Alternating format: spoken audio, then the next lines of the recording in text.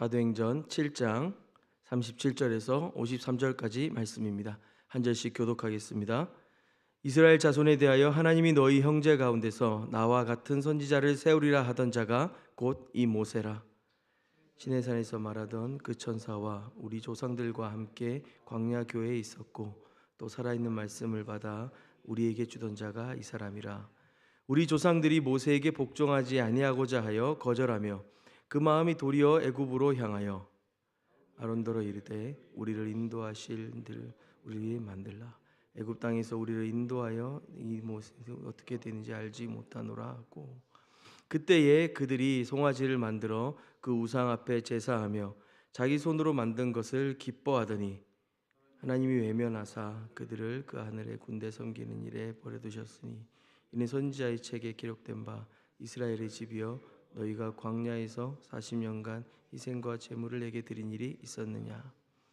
몰록의 장막과 신레판의 별을 받들었으며 이것은 너희가 절하고자 하여 만든 형상이로다. 내가 너희를 바벨론 밖으로 옮기리라 함과 같으니라.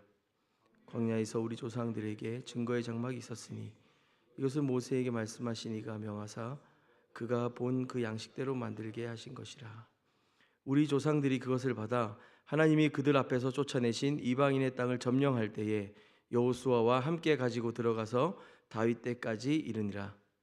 다윗이 하나님 앞에서 은혜를 받아 야곱의 집을 위하여 하나님의 처소를 준비해 달라고 하더니 솔로몬이 그를 위하여 집을 지었느니라.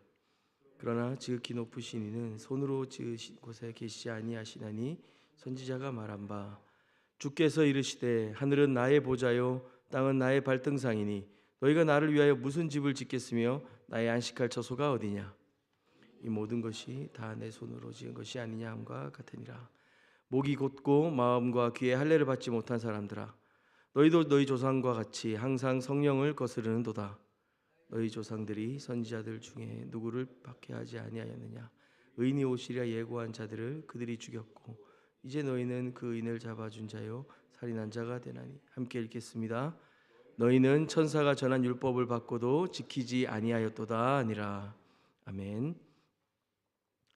오늘 본문은 예루살렘 교회 첫 번째 예루살렘 교회 집사였던 스데반의 설교 세 번째 부분입니다.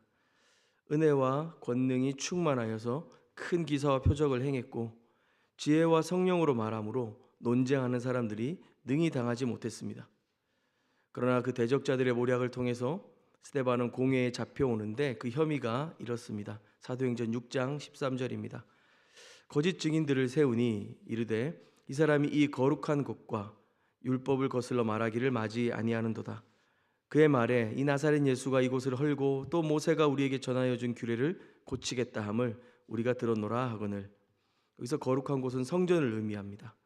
예수께서 십자가에 돌아가시기 전에 성전을 헐고 다시 지을 것이며 모세 율법을 완성시키려 하신다는 것을 사람들은 기억합니다. 그 같은 혐의를 오늘 스데반에게 동일하게 씌우고 있는 것이죠. 그에 대한 스데반의 변론이자 설교였던 오늘 본문의 마지막 부분입니다. 그의 혐의를 소명하는데 스데반의 노력이 성공하는지 한번 살펴보도록 하겠습니다. 37장입니다. 37절입니다. 이스라엘 자손에 대하여 하나님이 너희 형제 가운데서 나와 같은 선지자를 세우리라 하던 자가 곧 이 모세라. 하나님은 그 대리인으로 모세를 세우셔서 이스라엘에게 보내십니다. 이스라엘이 거절했던 모세, 그리고 미디안 광야에서 40년을 보내야 했던 그를 다시 불러서 이스라엘을 속량할 자로 세우신 분은 하나님이셨습니다. 38절 시내산에서 말하던 그 천사와 우리 조상들과 함께 광야 교회에 있었고 또 살아있는 말씀을 받아 우리에게 주던 자가 이 사람이라. 모세는 이스라엘 출애굽의 영웅이며 이스라엘 민족의 기틀을 마련하는 데 쓰임받은 사람입니다. 시내산에서 말하던 그 천사와 그 떨기나무에서 그리고 그 산에서 모세를 만났고 모세에게 말해주었던 그 천사와 이스라엘의 조상들과 광야 교회에 있었다고 합니다. 여기서 교회는 에클레시아라는 헬라어를 쓰고 있습니다. 사실 에클레시아는 회중, 회합, 모임 이런 의미를 가지고 있습니다. 저자 누가는 이스라엘의 역사와 당시 초대교회 사이를 연결시키려는 의도로 이 단어를 쓰지 않았는가 싶습니다. 또 살아있는 말씀을 받아 우리에게 주던 자가 모세다라고 말합니다. 그런데 이스라엘 조상들은 이 모세를 어떻게 대합니까? 39절에 보면 조상들은 모세에게 복종하지 아니하고자 하여 거절하며 그의 마음을 도리어 애굽으로 향하였다 하였습니다. 매우 완곡한 표현입니다. 복종하고자 아니하여 거절하며 그 마음을 도리어 애굽으로 향하였다라고 말하고 있습니다. 그리고 아론더러 이르되 우리를 인도할 신들을 우리를 위하여 만들라. 애굽 땅에서 우리를 인도하던 이 모세는 어떻게 되었는지 알지 못하노라 하고 그때 그들이 송아지를 만들어 그 우상 앞에 제사하며 자기 손으로 만든 것을 기뻐하더니 모세를 조상들은 거절했고 여호와 하나님을 보이는 형상 우상으로 전락시킵니다. 우상 앞에 제사하며 자기 손으로 만든 것을 기뻐했습니다. 출애굽하는 동안 그들은 그 평생 아니 자손 대대로 다 설명하고 자랑할 수 없는 하나님의 기적과 놀라운 손길들을 경험했습니다. 그러나 그들은 눈앞에 자신이 만족할 만한 모습으로 그 신이 보이기를 원합니다. 왜 황금 송아지였을까요? 누가 보아도 좋아 보여야 하고 그 당시 사람들의 마음속에 그들의 문화 안에 멋져 보이는 것을 만들고 싶었던 것이 아니었을까요? 투영된 자기 욕망들이 그대로 드러나는 것이 바로 이 우상이었습니다. 모세의 율법을 받은 자로, 모세의 율법을 맡은 자로 이스라엘은 스스로를 규정합니다. 그러나 그 정체성이 그 하나님을 경외하는 데까지 이끌지 못하는 것은 아이러니합니다. 그들은 진정 율법을 주신 하나님을 경외하지 않았고 그 조상들은 그 율법을 주신 하나님을 멸시하였습니다. 42절에 하나님이 외면하사 그들을 하나님께서 심판하십니다.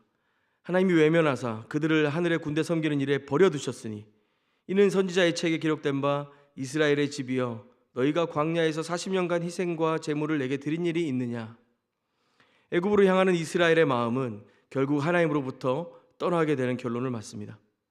스데반은 이스라엘이 광야에서 황금 송아지만 숭배한 것이 아니라 하늘의 군대를 섬기는 일에도 빠졌다고 주장합니다. 여기서 하늘의 군대는 해, 달, 별과 같은 것들이고요. 또 그것들을 움직이는 하늘의 영이나 천사들을 의미한다고 합니다. 이어서 스데반은 선지자 아모스의 말을 인용합니다. 광야 40년간 너희 예배는 하나님을 향한 것이 아니었다라고 말이죠. 43절에 이어서 계속 아모스의 말을 인용합니다. 몰록의 장막과 신레판의 별들을 받들었으며 이것은 너희가 절하고자 하여 만든 형상이로다. 내가 너희를 바벨론 밖으로 옮기리라 함과 같으니라. 온갖 힘있어 보이는 우상들을 섬겼습니다. 하늘의 군대, 이집트의 신이기도 했고요. 가나안의 신이기도 했습니다. 온갖 힘있어 보이는 우상들, 좋아 보이는 것들을 다 섬기고자 하였습니다. 그리고 그들이 섬기고자 하는 형상을 만들었습니다. 그 결과 그들은 바벨론으로 추방당하고 맙니다. 우리 마음의 힘은 얼마나 강한지 모르겠습니다. 우리 삶에 가득한 하나님의 은혜의 증거와 감사의 제목들을 뒤로하고 우리는 또 끈질기게 우리의 욕망에 충실하고자 합니다. 하나님의 대용품을 찾습니다. 그리고 우리는 그것의 노예가 되어버립니다. 더 자유롭고 싶었고 더 만족스럽고 싶었는데 하나님을 떠나서 찾은 것처럼 보이는, 하나님을 떠나니 이제 찾은 것처럼 보였던 그것들이 이제는 우리를 노예로 만들어서 우리의 모든 자유를 잃게 만듭니다. 돈이 그렇고요, 명예가 그렇고요, 자식들이 그렇고요. 지금 이스라엘의 역사가 그것을 보여주고 있습니다. 44절 말씀입니다. 분위기가 좀 전환되고 있습니다. 주제가 좀 바뀌고 있는데요. 광야에서 우리 조상들에게 증거의 장막이 있었으니 이것은 모세에게 말씀하신 이가 명하사 그가 본 그 양식대로 만들게 하신 것이라. 성막에 대한 것입니다. 성전의 프로토타입이죠. 45절 우리의 조상들이 그것을 받아 하나님이 그들 앞에서 쫓아내신 이방인의 땅을 점령할 때에 가나안 땅에 들어갈 때 여호수아와 함께 가지고 들어가서 다윗의 때까지 이르니라. 다윗이 하나님 앞에서 은혜를 받아 야곱의 집을 위하여 하나님의 처소를 준비하게 하여 달라고 하더니 이 성막의 시대를 끝내고 다윗은 성전을 짓고 싶어 했습니다. 스데반은 이스라엘의 역사를 통해서 이제 마지막 단계로 성전에 대한 논쟁을 이어가고 있습니다. 이 성전을 멸시한 죄로 스데반이 처음 고발당한 것은 아닙니다. 먼저 말씀드린 것처럼 예수님께서 재판받으실 때도 고발당했던 명목 중에 하나가 바로 성전을 멸시했다는 것입니다. 이스라엘 민족의 결정체였던 예루살렘 성전을 무너뜨리고 사흘 만에 다시 쌓겠다고 하신 예수님의 말씀이 그들로 하여금 예수를 십자가에 못 박게 한 것이었습니다. 예수님을 체포하였고 신문하였고 고문하였지만 특별히 죄가 나오지 않았습니다. 그때 한 사람이 예수님에 대해서 이렇게 말했습니다. 마태복음 26장 61절입니다. 이 사람의 말이 내가 하나님의 성전을 헐고 사흘 동안에 지을 수 있다 하더라. 예수님께서 거룩한 성전을 헐겠다고 하신 것이 죄가 되었던 것이죠. 나중에는 바울도 이와 같은 혐의로 3차 전도 여행을 마치고 예루살렘에서 체포됩니다. 스데반은 유대인들을 향해 묻고 있는 것입니다. 여러분에게 대체 성전은 무엇입니까? 예수님도 바울도 마찬가지입니다. 유대인들 당신들에게 성전은 무엇입니까? 성전을 무엇으로 알고 있습니까? 라고 묻고 있는 것입니다. 스데반은 아브라함부터 설교를 시작했습니다. 하나님은 많은 민족 가운데 아브라함을 통해 이 히브리 민족을 선택하셨습니다. 갈대아 우르에서 우상을 숭배하며 우상을 깎아 만들고 살아가던 이방인이었던 이 아브라함을 놀랍게도 하나님은 부르셨습니다. 택하셨고 그를 통하여 애굽에서 종살이하는 이스라엘을 구원하도록 하는 계획들을 시작하셨습니다. 그 자녀들을 통하여서, 그 자손들을 통하여서 아브라함에게 주시겠다고 하신 그 복과 땅과 그 종족의 약속들을 이루어 가십니다.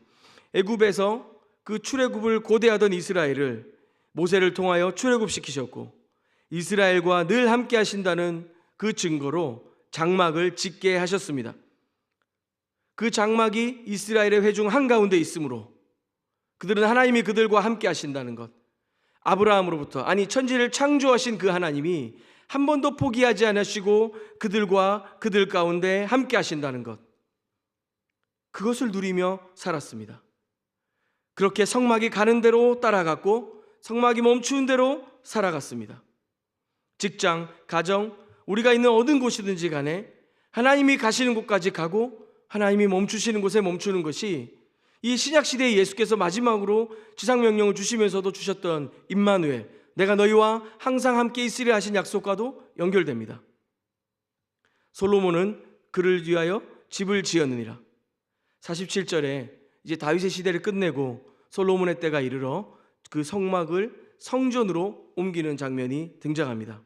48절입니다.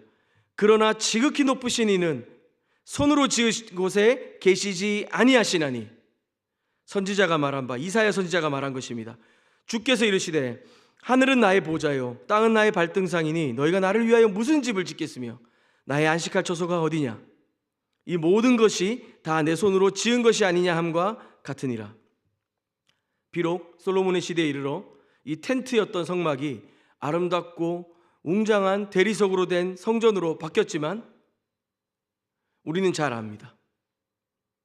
그 본질은 겉모습 때문에 오히려 가리워지고 있다는 것을 말이죠. 이스라엘은 성전을 목숨처럼 여기고 있고 성전 때문에 그들에게 전해지는 복음의 귀를 가리고 있지만 사실은 그 성막의 본질을 잃어가고 있었습니다. 외형적인 신앙에 빠져 있었던 것입니다. 스데반의 이 긴 설교는 이처럼 아브라함으로 시작해서 이 유대 민족의 역사를 말하면서 성전의 의미로 옮겨왔습니다. 저기에 있는 저 건물이 성전이 아니고 너희가 죽인 그 예수 그리스도, 그가 참 성전이다라고 말하는 것입니다. 이 설교는 당시 바리새인들에게 매우 충격적이었을 것입니다. 결국 그들은 참 성전을 알지 못했던 것이었고 거짓 성전을 위해 참 성전 되신 예수님을 죽인 자가 된 것입니다. 그 말은 성전을 멸시한 자가 예수가 아니고 스데반이 아니고 바울이 아니고 오히려 유대 지도자들, 대적자들, 바리새인들, 서기관들, 사두개파 사람들이었다는 것입니다. 하나님을 사람이 지은 건물에 가둘 수 없다는 것은 사실 솔로몬의 성전 봉헌식 기도에도 잘 나타나 있습니다. 그리고 선지자들은 끊임없이 말합니다. 호세아 말씀입니다. 나는 인애를 원하고 제사를 원하지 아니하며 번제보다 하나님 아는 것을 원하노라. 미가서 6장입니다. 사람아, 주께서 설한 것이 무엇임을 내게 보이셨나니 여호와께서 내게 구하시는 것은 오직 정의를 행하며 인자를 사랑하며 겸손하게 내 하나님과 함께 행하는 것이 아니냐. 그 주님을 마음을 다해 사랑하고 그분 앞에 겸손히 순종하며 따라가는 것. 스데반은 성전을 모욕하는 것은 자신이 아니라 하나님을 마음대로 할 수 있다고 생각함으로써 성전의 품격과 하나님의 이름을 땅에 떨어뜨리는 유대 지도자들 당신이요라는 것을 강조하고 있습니다. 오늘 본문 마지막입니다. 51절 말씀입니다. 목이 곧고 마음과 귀에 할례를 받지 못한 사람들아, 너희도 너희 조상과 같이 항상 성령을 거스르는도다. 너희 조상들이 선지자들 중에 누구를 박해하지 아니하였으며 의인이 오시리라 예고한 자들을 그들이 죽였고 이제 너희는 그 의인을 잡아준 자요 살인한 자가 되나니 너희는 천사가 전한 율법을 받고도 지키지 아니하였도다 하니라. 오늘 우리에게 묻습니다. 목이 곧고 마음과 귀에 할례를 받지 못한 것 같이 겉으로 우리의 모습은 신자이고 예배를 드리고 말씀을 읽고 기도를 하지만 율법이 없는 자와 같이 우리에게는 복음의 감격이 없고 하나님을 사랑하고 그분의 인자하심 안에 동행하는 기쁨이 없습니다. 늘 우리는 하나님 아닌 다른 것으로 배고파하고 목말라 합니다. 이 마지막 설교를 끝으로 스데반은 순교하게 됩니다. 사실은 더 하고 싶은 말씀이 있었을 겁니다. 이렇게 그들을 정죄하는 것으로 끝내고자 하지 않았을 것입니다. 그러나 너희가 돌이키면 그리스도 예수께서 용서하시고 그 십자가의 은혜로 말미암아 하나님은 너희를 다시 받아주실 것이다. 그 복음을 그들에게 말하고 싶었을 것입니다. 그러나 그에게 그런 기회는 얻지 못했죠. 우리 같이 기도했으면 좋겠습니다. 사랑하는 주님, 율법을 맡은 자로 여기던 그들이 율법이 없는 자로 하나님을 믿고 따른다고 생각하였지만 헛된 우상과 건물과 외형적인 것에 마음을 빼앗겼던 그들처럼 오늘 우리도 복음의 감격과 주님을 사랑하는 마음들이 식어져 버리고 우리의 겉모습과 우리의 외형적 자랑만이 남아 있는 모습들을 봅니다. 이 시간 겸손히 주님의 은혜를 구합니다. 목이 곧고 마음과 귀에를 할례를 받지 못한 자들처럼 성령을 거스르지 않게 하여 주시고 우리로 하나님의 마음과 그 사랑의 초청 가운데 반응하며 믿음으로 살아가는 우리가 될 수 있도록 그 복음의 감격과 기쁨을 누린 자들 될 수 있도록 주님 은혜를 허락하여 주시옵소서. 감사하며 예수님의 이름으로 기도합니다. 아멘. 우리 같이 두 가지 기도할 텐데요. 먼저는 우리의 죄된 욕망과 헛된 우상으로 늘 마음을 빼앗기며 또 실패하지만 다시 주께서 은혜 주실 것을 기대하고 우리가 우리 자신을 회개하며 돌이키는 기도로 주님 앞에 나아갔으면 좋겠습니다. 그리고 또 이어서 우리 삶 구석구석에 함께 하시는 우리 주님의 인도하심을 따라 날마다 순종하며 그 복음의 감격과 기쁨을 누리는 오늘 하루 될 수 있도록 주님께 은혜를 구하며 우리 함께 기도하신 후에 개인 기도로 나아가도록 하겠습니다.